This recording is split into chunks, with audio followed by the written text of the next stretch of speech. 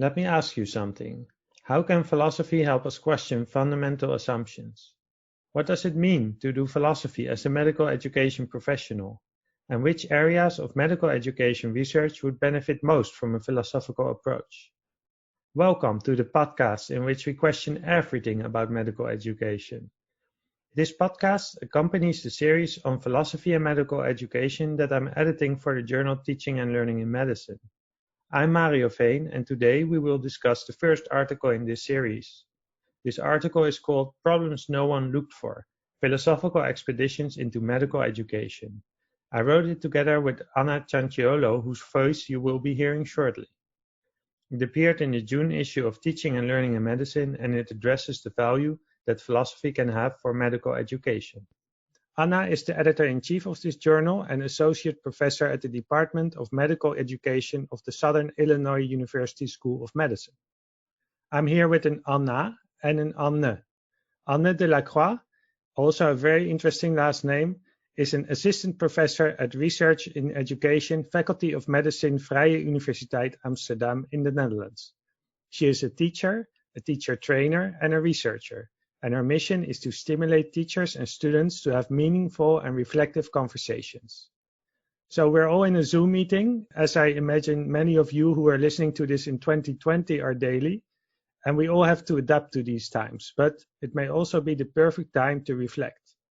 Anna is in Illinois, Anne is in Amsterdam, and I'm in The Hague. So Anna, could you please introduce yourself and say a little bit about the series and why you decided to include this in your journal? And then I will ask Anne to introduce herself and take over from here.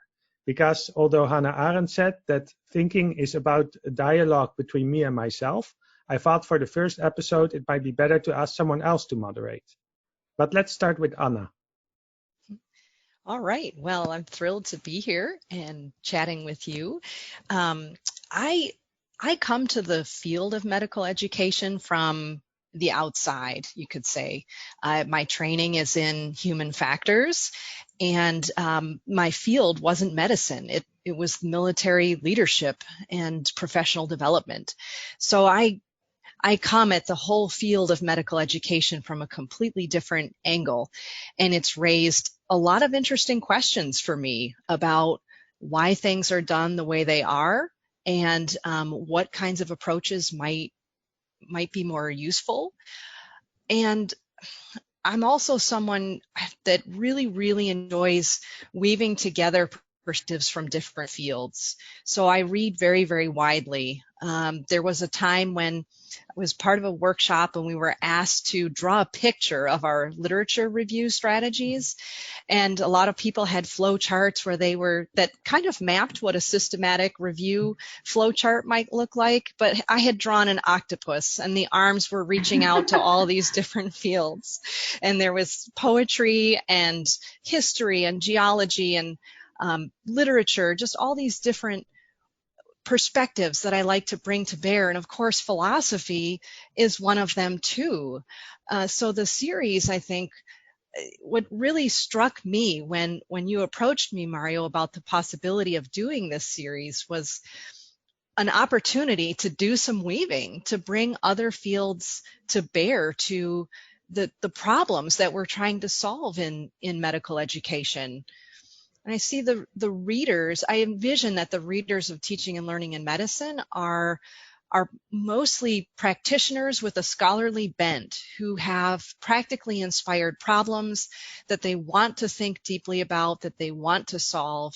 And philosophy really strikes me as a way of thinking that can help them do that. And so it's super exciting to me to bring that opportunity to the readers to do this together with philosophers and with each other.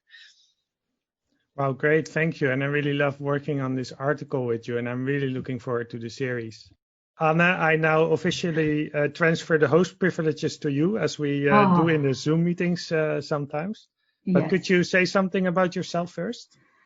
Yes. So my name is Anne Delacroix, like you said. I always identify first and foremost as a teacher, and I find myself a very practical people person, so I always like interacting with groups of people. And And I found myself teaching at a secondary school. I studied linguistics and Dutch language, and I slowly veered off to different arenas, and I found myself in medical education. And I never really quite reflected or knew why my viewpoints were valuable, and I wasn't aware of their difference from the norm.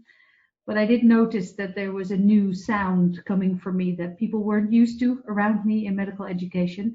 And now, finally, after a lot of work also with you, Mario, I can find more words for that and reflect on that. And I think it is because I am from the humanities with a linguistics background, and I've developed a vision on education and teaching myself. So if you combine those and add them to the clinical background of most doctors that we work with, I think there's a real powerful mix, and there's, to me, it's just a source of inspiration, merging those worlds. Great. So my research now is mainly about reflection and how to hold meaningful interactions, meaningful and inclusive interactions, where you actually benefit from diversity in groups for personal development and learning. Wow, that promises a lot for this podcast. Oh dear. So it feels slightly odd. I've been given the power to host now, because Mario, like he said, like Hannah Arendt said, a silent dialogue between me and myself. Well, for you, it is now a dialogue between you, yourselves, and me. I'm going to tag along. So yeah, I have some questions. So this paper, Problems No One Looked For, is the first one in a series. Well, Anna, for you as an editor to invest in a series about a topic like philosophy is quite an investment. What made you want to start this series? I think that a primary motivator were the persistent problems that I see that medical educators wrestle with. And it seems to me that having a different way of framing these problems is potentially the best way to deal with what seems to be intractable. And the series, the topic itself is just interesting to me. I took philosophy courses as a college student and have always had an interest in it. But it sure seemed to me that demonstrating, having the dialogue about how philosophy and medical education overlap was going to provide this new knob to turn on the problems that just seem to be recurring for decades in maybe slightly different forms, but needed just some jolt out of the way that we were looking at things. And philosophy seemed to be a wonderful way to do that. Mm-hmm. And when we talk about philosophy, in your paper you mention some practices and some themes. In popular language, people say, "Oh, I'm being philosophical." How would you summarize what doing philosophy is? In a word, I would say questioning. Right. That is how I understand philosophy. And this is, of course, coming from someone who's not trained as a philosopher, but what I see it as is basically problematizing the very things that we take for granted, and the things that we use to frame how we approach our problems. And so instead of just looking at, I'm trying to not speak too abstractly and have more concrete examples, but if we're talking about medical education, instead of simply asking what's the best way to assess our learners, a philosophical approach would ask, why do we assess? What do we mean by assessment?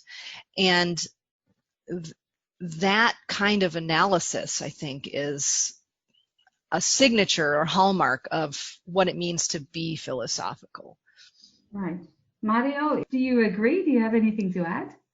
I agree with that for sure. And there are two ways in which you can say what is philosophy. It's, of course, an academic discipline where one of the main topics is what is philosophy and who is right about philosophy and what's the best way to do it. But that's what we recognize as well from any academic discipline, I think. Yes. Another way is just to say, well, the literal translation is it's a love of wisdom. You pursue that. One example that I like from the Hitchhiker's Guide to the Galaxy is a science fiction novel, and they built this computer the size of a planet to figure out the answer to the question of life, meaning, and everything. And I think for many years or decades, the computer was working, and finally it came to the revealing ceremony, and there was all these people came from the whole galaxy, and finally the answer was revealed, 42. Yeah. But yeah. then they didn't know the question. What is the question Right. So that's what I find very interesting about philosophy, because everyone asks questions like, how do I get by in life? What's the best thing to do? And how should I act here? But Right. if you're, let's say, if you professional philosopher, which is not, I think, a trademark thing, so you can call yourself a professional philosopher. Here we go, Anna. Yeah, you just keep pursuing these questions, no matter where they lead to, even and especially when they lead you to, you have to give up some of the things that you've always believed to be true. Like if I look back in my life, I think if I started with philosophy, it was when I went with my mother to Malaysia, and then we came to our friends and to our house, and everything was different and very hot. But the thing that just baffled me was that we entered their house and there was no coat hanger in the hallway. But every Dutch house, you enter the house and there's a coat hanger. It's like if you drop something, it falls down, and if you enter a house and there's a coat hanger. But there was none. And that's so there were two things. One is that, of course, why don't they have coat hangers? Because it never gets below, 25 degrees. You don't have coats. If you don't have coats, you don't have coat hangers. But the other one, I started wondering, okay, but this is just how I live my life. That like you eat, you have forks and coat hangers and everything like that. What else might there be that I know 100% sure, I don't even question it, but in another part of the world or another planet or another historical period, it's different. Yeah. I think it's interesting because both of you mentioned some central ingredients for being philosophical or doing philosophy. And two of them strike me as interesting. The first one is it takes time. And you write that as well in your paper. You say it's slowing down to ask yourself these questions. Anna, you just said, stop and think. Why are we doing this? What does this mean? And Mario says, keep on asking questions. So this is something that takes time, maybe patience. Is that maybe why we don't do it so much? I think people are doing it. We are getting a lot of responses for people that they're saying, yeah, I've been thinking about this too. But I think the difference is that it's not yet done in a very systematic way. Of course, there are, if it's about philosophy, a lot of times it's about ethics or it's about philosophy of science. There's actually a kind of, more or less systematic. It's starting actually that more is written about that. Questioning like what is kind of the paradigm and the epistemology and the ontology with which you're doing research. But those are only two branches of a tree with a lot of branches. That's why I'm very grateful that now there's an opportunity to have it appear in a journal. Yeah, so we're finding time for these conversations. Right. Anna? Yeah, I'd like to throw out there that I do think that it's extremely challenging for people by nature to suspend their need for closure. And that humans are designed to see patterns. I mean, that's the way our cognition is set up. And we desperately want to see patterns, and we want to see them as quickly as possible because that means that we then can take action. And humans are, of course, designed to take action as well. And so the slowing down to ask questions is in some ways counter to our nature. And I think that that's why it's hard in medical education, as it is much more broadly too. Being able to pause and ask those questions, it requires making a judgment or a trade-off between the sort of agitation of being in a liminal space, and on the one hand, but then the dissatisfaction with a hastily arrived at solution that either doesn't work properly from the get-go or fails to adapt as conditions change.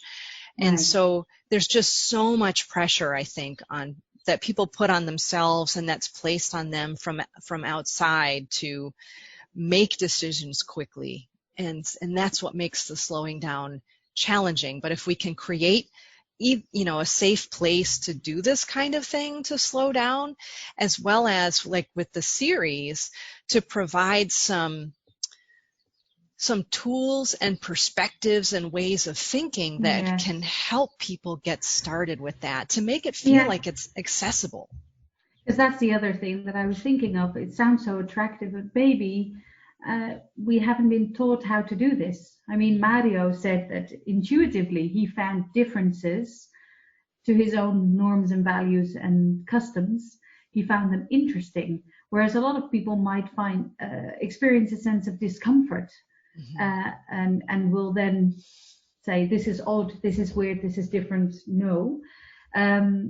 So possibly to teach people how to embrace different ideas and how new ideas and difficult questions.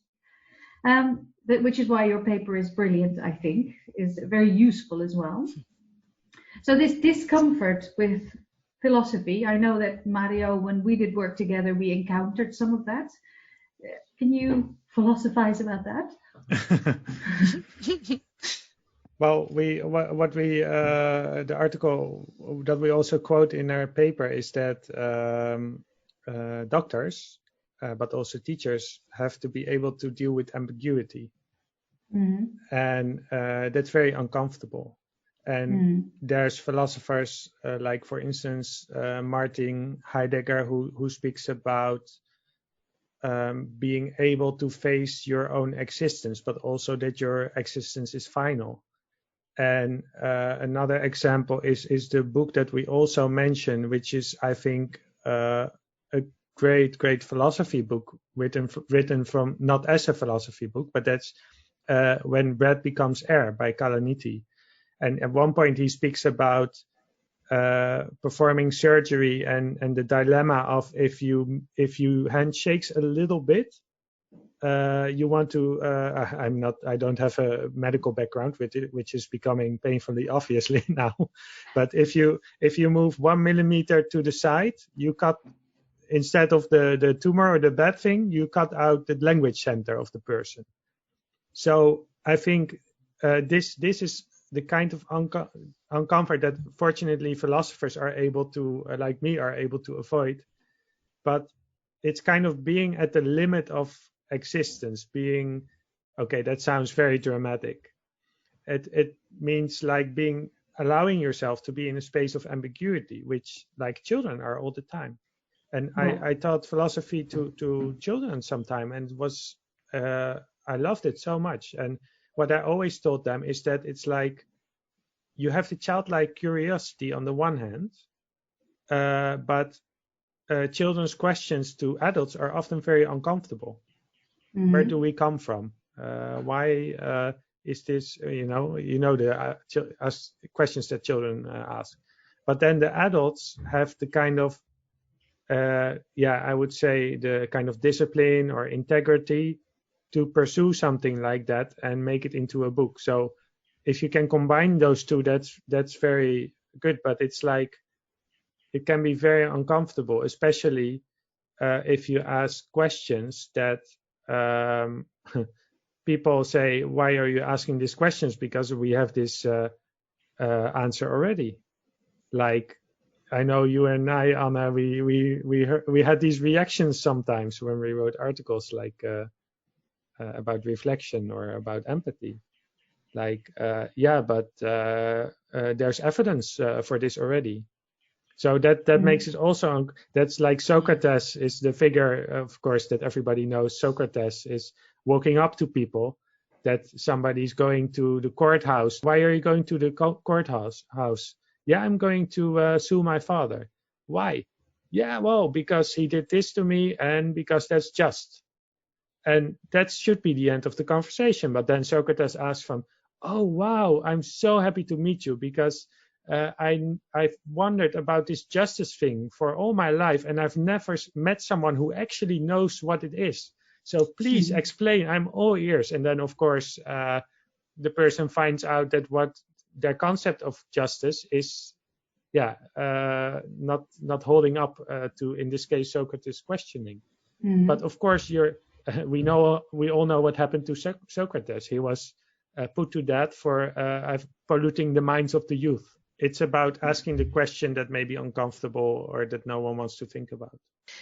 I've been thinking recently about how developmental theories like Piaget's theories, they talk about learning as something that occurs in the service of resolving ambiguity and reducing uncertainty. So it's prompted by some form of disequilibrium, and then learning and change happens, and then there's a steady state until the next phase of disequilibrium happens or experience. And it sure seems to me that in modern times, especially, where we're questioning a lot of our foundations, questioning the history and practices of colonialism and sexism and the roles of women and racism, and where lots of things are being kind of kicked up. What we're seeing is that acquiring new understanding actually creates disequilibrium. Once we sort of learn to question things that we took for granted, now it's actually the opposite or the flip side of what developmental theories tell us the purpose of learning is. And that just strikes me as really very interesting. Like, how do we, if we're designed such that we aim to resolve uncertainty and take action, but learning as adults is creating uncertainty and delay in action, how do we navigate that? That's a great kind of translation. You're moving to a real education question and visions on learning. I wanted to ask you, you both come from different disciplines than medicine. What is the field, the interdisciplinary field, I guess, of medical education, with a very clear goal, training young people freshly into adulthood to become certified doctors that can take responsibility and manage to do a very challenging job. What does that field of medical education look like from the perspective of philosophy and from your respective perspectives? Yeah, there you go. You're fighting who gets to answer this. I think Mario just won this long distance little game. Some of the things that philosophers do are really childish. It's just, what is the most simple and basic way in which we can say this? So we could ask this about medical education. Why do we have, let's say, healthcare education, right? We have healthcare because we have health. So because we are mortal, because we get sick. If we wouldn't get sick, then we wouldn't need healthcare. And why do we have healthcare? It's because we care about our health. So if one animal sees another animal that is sick or dead, they can walk right by it. But if a human sees another human lying by the side of the road, I hope you would check out if this person is okay or not. So obviously, if we're speaking to medical education audience, these are people that would do that. They care about health. And why do we have healthcare education? Because the human being is the animal without qualities.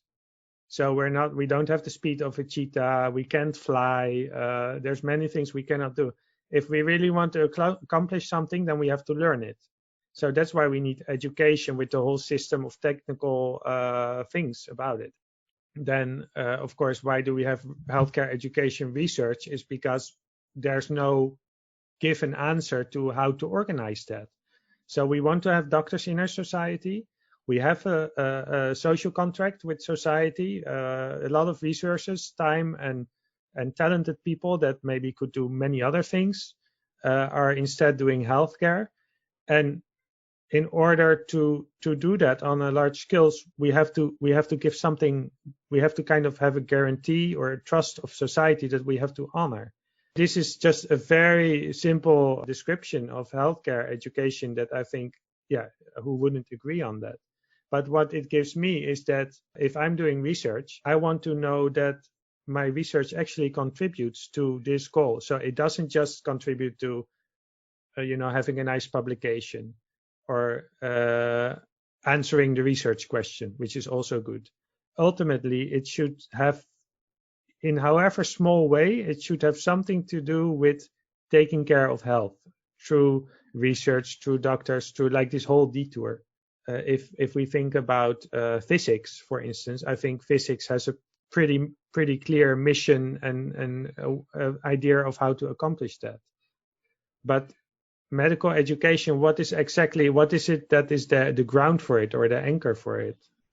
Yeah, I think coming from human factors as a field, it also had very practical aims in that rather than necessarily than developing medical doctors, they're developing aircraft pilots and they're developing nuclear power plant operators and so forth.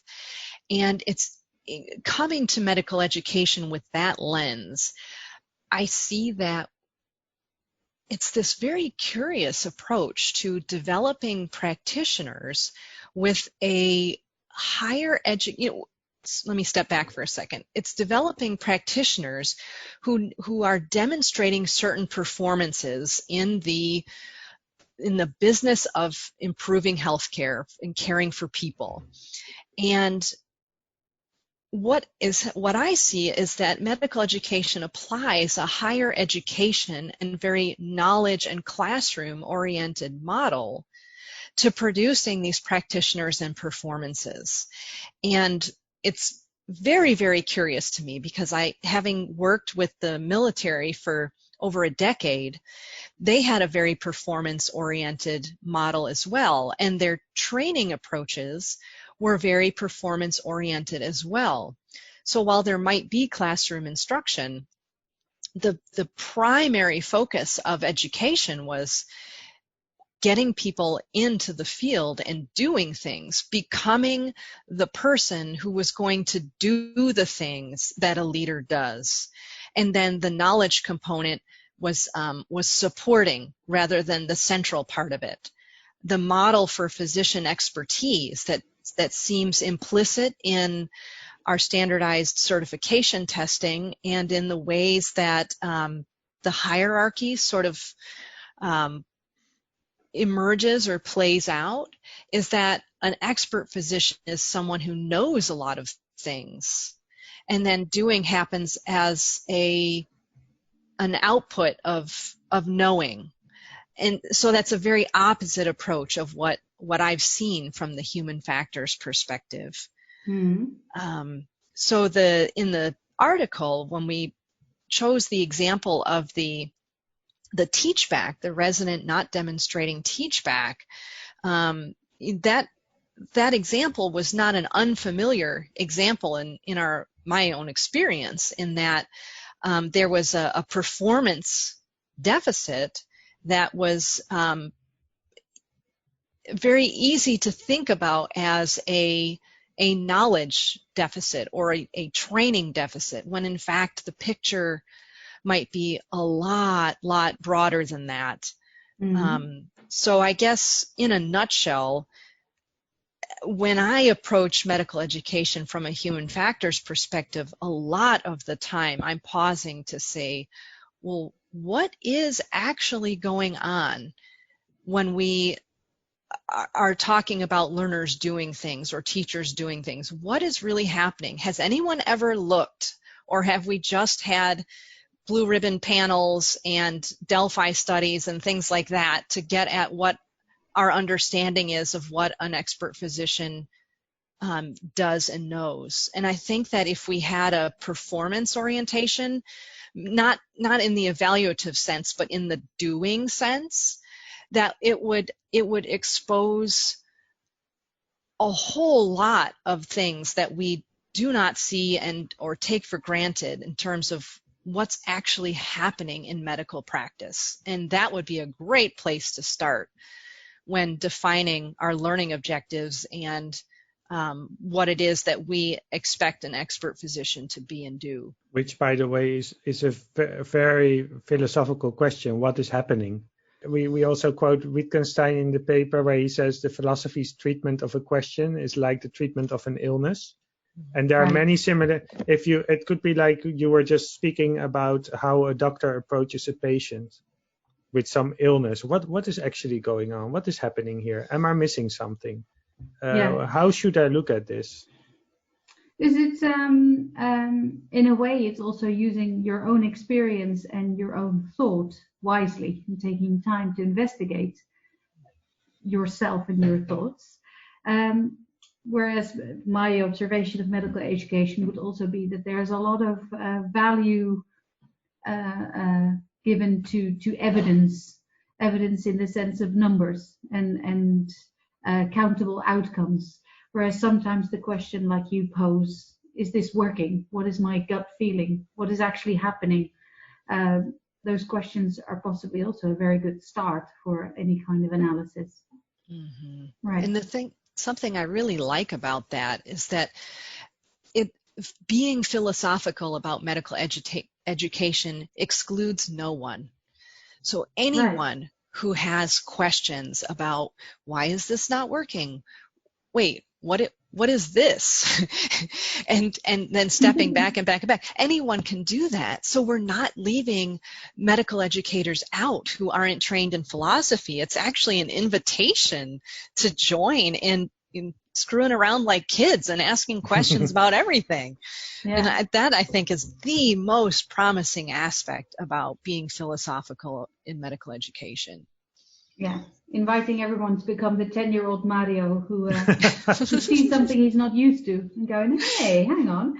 Yeah, okay. Yes. I was wondering as well, I love being philosophical and learning from philosophy, but I'm also a very practical person. I also want to get stuff done. And I also, if I have a group of 30 students waiting for me, then I can, do philosophy for ages about how I should teach them. But I also have to go and do it. So can you tell me a bit more about how philosophy can be made practical? That is a great question. And I know it's one that a lot of our readers will ask as well. And I think that there has to be a time, of course, when the questioning is suspended in order to move forward and get something done. And maybe Mario can speak to this more concretely, my sense is that it's a matter, you have to kind of make a judgment call, that there isn't like a right answer in terms of when to stop the questioning, except that the potential way of thinking about it is that you suspend the questioning, but you don't discard it. You move forward with your understanding at that point in the questioning, and then you allow that to be a space to kind of test what you're thinking about these things, and then ask further questions after that, so that not all the questioning happens before you take an action, but that the questioning is something that helps you move forward with the actions that you take. In many respects, that's what science is. So it would be a familiar process to those who are gathering evidence, proposing models and theories, testing them, discarding them, and continually advancing with how they approach things. I think you could do that with education too. Mario, do you have any thoughts? This is a question I've been thinking about a lot, and I think that there's an image of philosophy that it is abstract. While actually I would find it a lot more concrete at times. So I think a lot of times what people do is they think when they say we're being practical, they're actually being very abstract, because they're saying things like, well, like this Socrates example, well, it's for justice, or I'm doing this because it's good, or I'm doing this because there's evidence. And I think those are very abstract terms. They're like almost more like religious, like we say a word and then we think that everybody knows what we're talking about. But actually, when you start to look at it, you first start to see, well, do we actually mean the same thing by that word? And that is very important because if we're doing something serious like medical education, we have to make sure that we're talking about the same things. And that is, I think, a very practical start. What are we going to actually talk about? Well, one example for the paper that Anna and I just published about what we propose is that if you introduce a new educational program in the curriculum, the first question now is like, how are we going to assess this? But or how are we going to measure this, or how are we going to evaluate this? And what we propose after a philosophical analysis is to say, wait, just ask yourself the question first, do we want to measure or assess this? And if we want it, can we do it? Because, for instance, in physics, there's lots of things like dark matter that physicists would love to measure, but they can't. So they have to find another way to deal with it.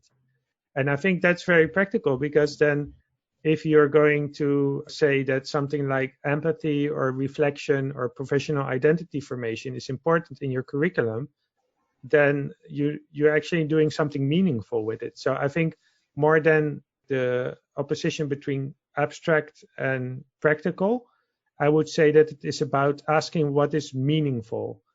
And in that way, you can discover that a lot of the things that we're already doing, they're already meaningful. And some of the things that we think we should be doing or that we try to do, they're actually less meaningful than the things we are already doing. So I don't know if this sounds abstract, but it's like summarized by Nietzsche's motto, become who you are. And it has to do with, actually, it has to do a lot with awareness of being, actually the question we asked before, what is happening? So what is more practical than that? What is happening here? So if you're in a meeting and you think there's some disagreement or something, just blurt out, wait, I want to ask something. What is happening? And then, see what people's answers are. Usually it helps, I think, in kind of getting the meeting back to what it is really about. Yeah, I'd like to riff off that too. We talk about practical, and what do we mean when we say we're being practical? Well, we're engaged in practicing, and practicing implies a long-term endeavor. So we have, you take Yo-Yo Ma, for example. He practices his pieces and practices his pieces. He does a concert, and the concert is not the end of practicing. The concert is an occasion to take stock of the practicing, to raise questions, and then inform the practice that follows afterward.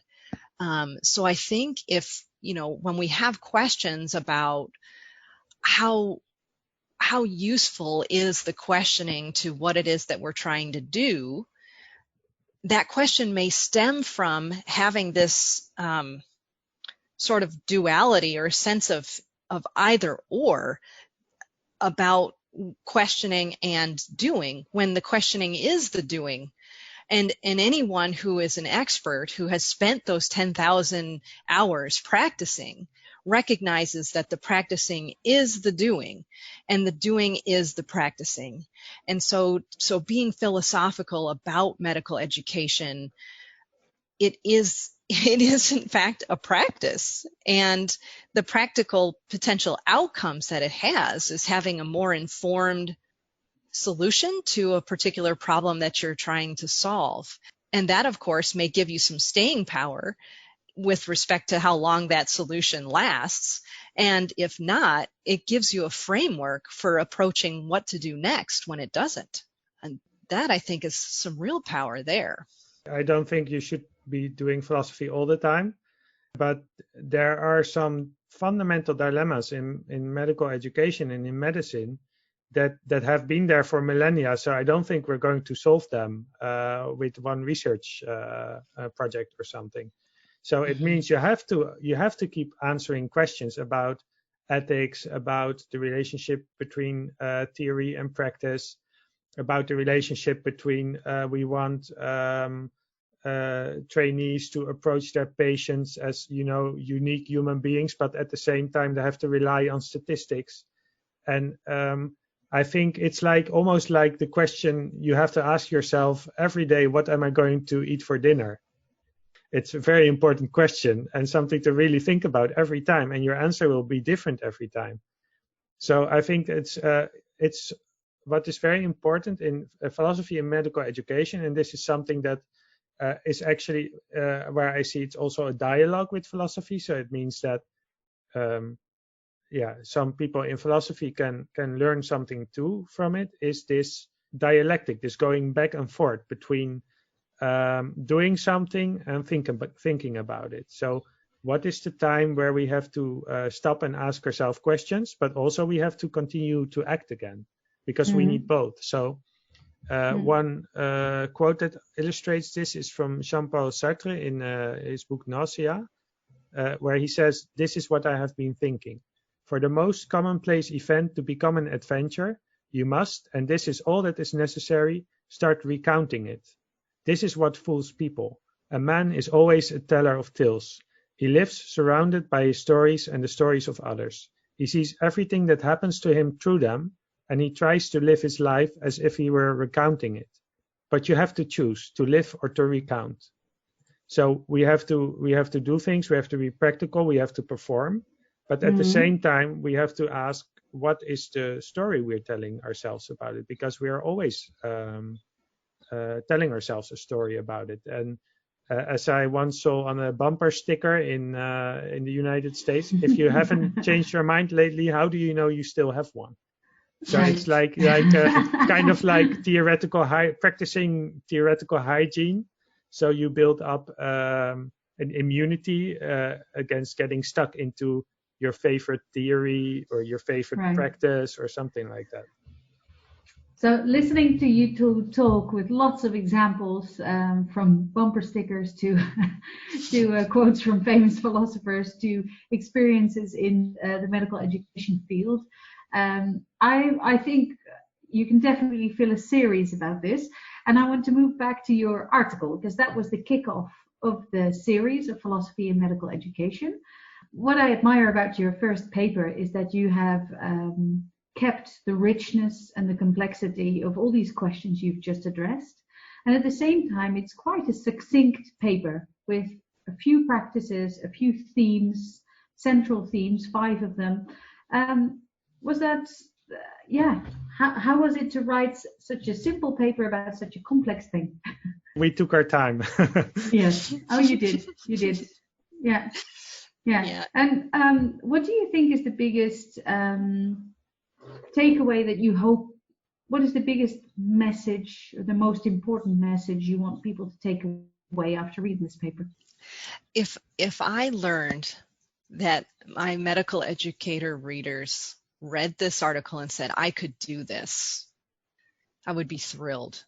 And if they are feeling confident about their own capacity to think through their problems and see them in new ways, and having enthusiasm about teaming up with philosophers to take deep dives into things that they're curious about, I would be thrilled. I would be absolutely thrilled. In many ways, my goal as a researcher and scholar in medical education would be met. Do you agree, Mario? Yeah, I agree. So we take subjects, and maybe not all of them, but some of them will be very important and very familiar to the people who read it. A new perspective on something, it's the hardest thing to do. Like if you start to ask yourself, what is care? Or even what is a table? And it's the hardest thing to answer something. And I think if then somebody comes up with you, and you've thought about tables all your life, and somebody comes up with, well, if you look at tables like this and that, and it can completely change your worldview, but not because you accept their answer, but because it shows you, wow, there's another way to look at it, and I might get another way to look at it. So this is, for me, philosophy is not about coming up with a philosophy or a theory or a view on life. Right. That's kind of in philosophy we've kind of moved past that. So that's the worst thing you can do as a philosopher, is to accuse another philosopher of metaphysics, which means like, yeah, you just built a very fancy system and it works and it's great and everything is consistent, but it's a system. So how do you avoid getting stuck in these systems? And for me, it's about opening something up. So that's a very long answer to your question. I can say a very short answer is that I hope it opens something up for people who read it about what's important to them. Right. You chose the example of teaching back as an example of how using a philosophical approach can shine new light on educational issues. Do you want to say a little bit more about teaching back? Well, we came up with the example together. We were chatting about the chapter. We were at the AMY conference, and we were brainstorming about what example would create a nice thread that we could use to illustrate the different ways of orienting to an educational problem, and how use it to illustrate the philosophical moves and practices. And Teachback was just a rich example for doing that, because there's so much going on when we talk about the word teachback. So it includes the teaching relationship that's happening. It includes the doctor-patient relationship. It includes stories, or it includes influences of power, and it has an interactional and a linguistic component. And Teachback was just a really rich example for going through all of these different things. And we thought that this would be an example that a lot of medical educators would resonate to, because Teachback is not an uncommon challenge, actually not just for residents, but for independent practitioners themselves. Teachback can be a challenging task. So it seemed like something that would be accessible to most, if not all, readers, and would provide a springboard for talking about just about everything that we had hoped to cover in the article. I think it would be nice towards the end of the podcast to invite people that haven't done so already to read the paper. Why should they? Can you pitch your paper in a very modern kind of swanky way? How would you pitch your paper to someone who hasn't read it? No, don't read it. It's a waste of time. I'm using reverse psychology here. Reverse psychology, I like it. Yeah. Creative approach. Well, I would say we want to start a conversation with you. And we want to start a conversation about things that you really care about. Maybe they even keep you up at night. And we don't have any answers, but we invite you to participate in this conversation. I would definitely second that. If you want an invitation to have some really interesting conversations about the things that you really want to move forward on, then read the article, because we want to have this dialogue, and we plan to continue it throughout the series. Sounds like a fun adventure that you're starting here with this series. What is there for us to look forward to? We've invited some wonderful authors who are in the process of writing, and we're also looking for more.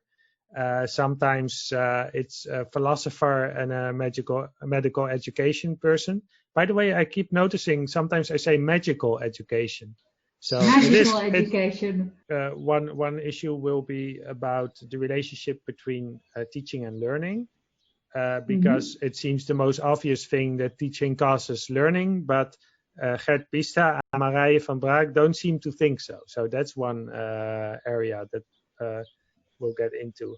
Then there's another one which is an example of how you can, the things that you just see as a tool, you use it, but if you turn around and ask, how is this actually working? Well, language is one example of that. Because in medical education, maybe it's one of the most important tools that we have, or the most important tool. But how does it work? And what is a different way of looking at it that we're used to? And there are some other themes, like one is, of course, mortality, which we talked about a little bit already. But I see a very close relationship between mortality or rather the tendency humans have to avoid thinking about or facing their mortality, and technical thinking and technology. So it's, I don't know how yet, but I find that a very interesting area, because we're speaking about technology a lot in medical education, but I don't see many times the link with being mortal. I think the final one, if I have them all, is that actually the way we think and approach things, and we think this is the automatic way of approaching things, of natural ways, you can trace them back to philosophers. So a lot of ways in which medical practitioners think and approach things, but people in society in general, is through dualism, which can be traced back to, for instance, René Descartes, the guy who said, I think, therefore I am. But there's been a lot of development after that, and it's not about saying that Descartes is right or wrong, but it would be fun to present some alternatives to thinking about mind and body as separate things. Okay, so now I'm taking back the host privileges, because if you know in a Zoom meeting, you can give them to somebody, but you can take them back as well. Aww. So, Anna, I want to ask you, Yes. what is for you, because I know you've been actually engaged with also the humanities and philosophical perspectives, and you're also an experienced teacher, you're passionate about education. So what does it mean to do philosophy as a medical education professional? I think it means, to me, to question what you are doing regularly. I think reflection and doing philosophy might, in my conceptual framework, be not too far from each other, might be in each other's orbits. I think reflecting on what I do, but also questioning assumptions. And I notice as well with myself, this is personal, I guided group reflection for people that had their first real clinical experiences. And actually, the doing philosophy and questioning, why are we doing things the way we do them? Are there alternatives? Are there certain ways that we think about concepts, or about mortality, or about life, or about illness that influence the way we perceive patients or ourselves or our colleagues? I think those were very much the questions that I loved talking about with my students. So to me, guiding the group reflection and doing philosophy feel like family members. So for me, it means questioning things, and what will stick with me as well as what you both said is the fun bit, the being curious, accepting that there's no answer, and keep on asking, like my 3-year-old son, but why, and then not accepting the just because, but joining the game of trying to find an answer every time. And asking him back, what do you think? And asking different people. So I think there's an element of curiosity, questioning everything, I think is what I would say. That's a beautiful answer. So thank you very much, Anna, for doing this. And thank you very much, Anna. And thank you for listening. Next time, I'll have some more questions for you.